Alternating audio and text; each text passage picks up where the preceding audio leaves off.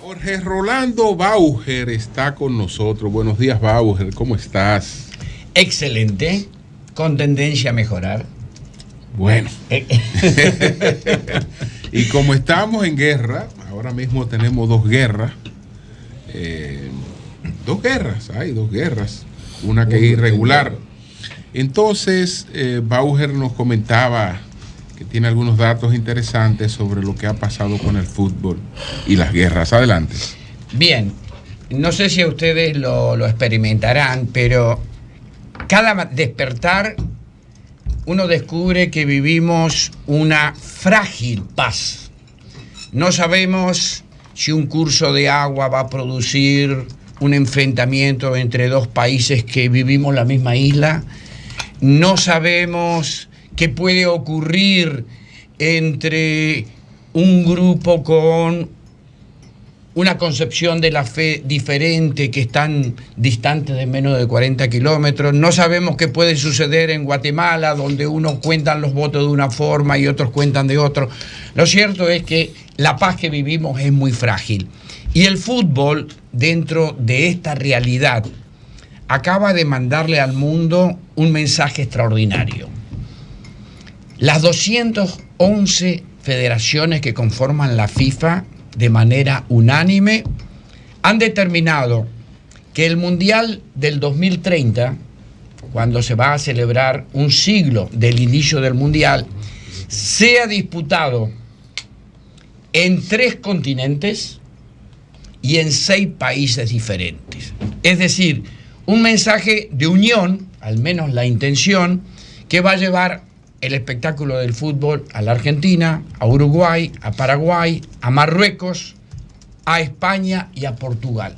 Yo creo que esto hay que resaltarlo, porque el mundo entero necesita de este tipo de mensajes. Y ahora voy a lo que paradójicamente el mensaje deportivo y de unión del fútbol, por momentos históricos, ha sido el detonante de guerra. En 1969, previo al Mundial de México 70, se enfrentaron Honduras y El Salvador, 2 países que intercambiaban mano de obra. Es decir, El Salvador mandaba a muchos trabajadores a Honduras, se produce una reforma agraria en Honduras, sacan a los trabajadores salvadoreños, y todo esto en medio de 3 partidos clasificatorios se desata la guerra denominada la Guerra de las 100 horas, donde hubo bombardeos, donde hubo muertes.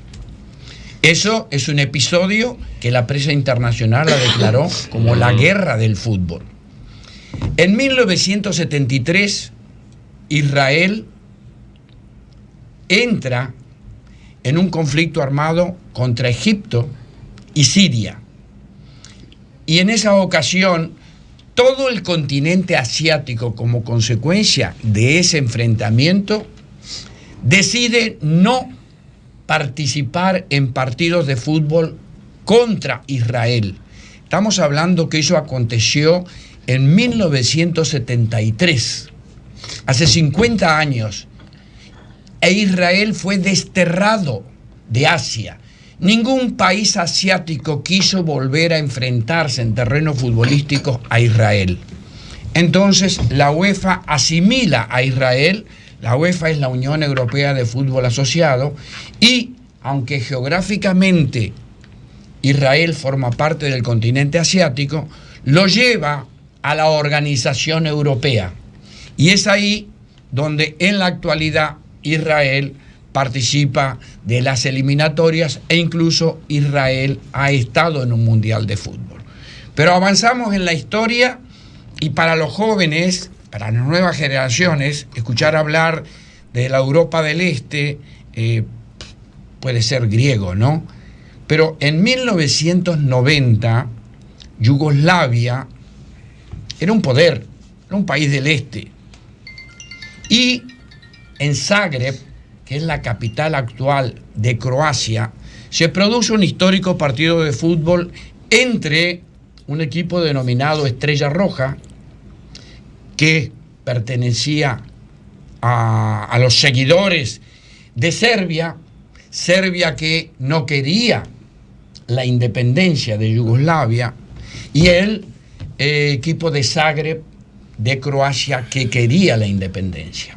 Es decir, un enfrentamiento deportivo entre dos pueblos de una misma nación, con religiones diferentes, uno ortodoxo, otro católico, con lenguas similares pero diferentes y con políticas completamente diferentes. En el medio del partido se arma una tanganana y el capitán del equipo de Zagreb ataca a uno de los guardias de seguridad, y ese detonante, ante más de 30.000 personas, produjo posteriormente la guerra que terminó con la separación de lo que antes era Yugoslavia y que hoy en día ha parido a 6, 7 países: Montenegro, Bosnia-Herzegovina, Serbia, Croacia, Kosovo.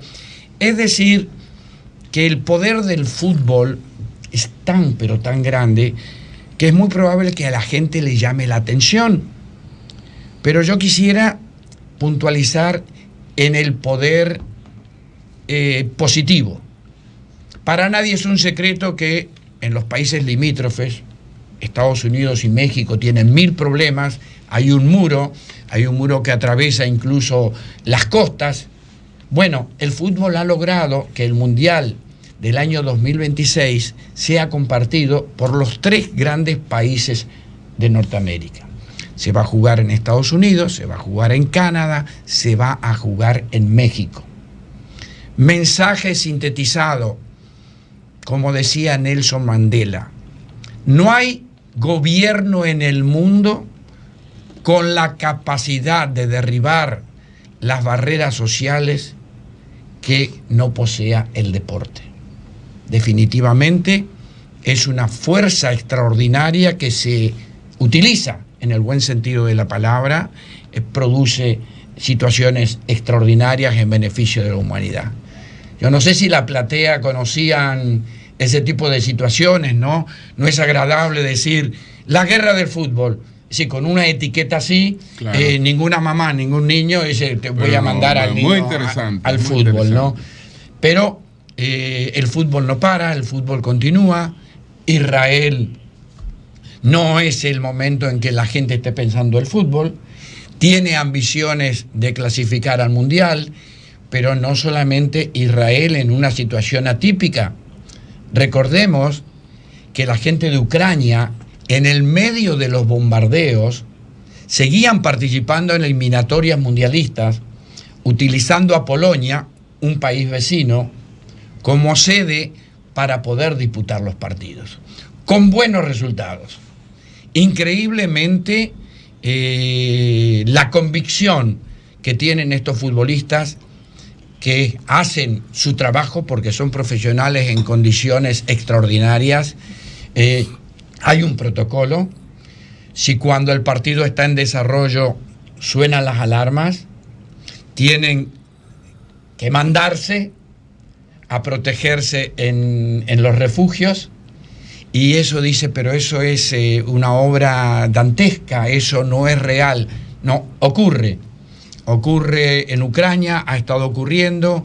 Ojalá que esto de Israel pueda pronto solucionarse, y quiera Dios que en estas latitudes nunca ocurra algo así, ni por consecuencia del fútbol, ni por consecuencia de que las Águilas le ganen al Licey, ¿no? Eso no va a suceder. Licey va a ganar. Bueno, muchas gracias, Bauer, muchas gracias. Muy interesante, muchas gracias. Cambio y fuera.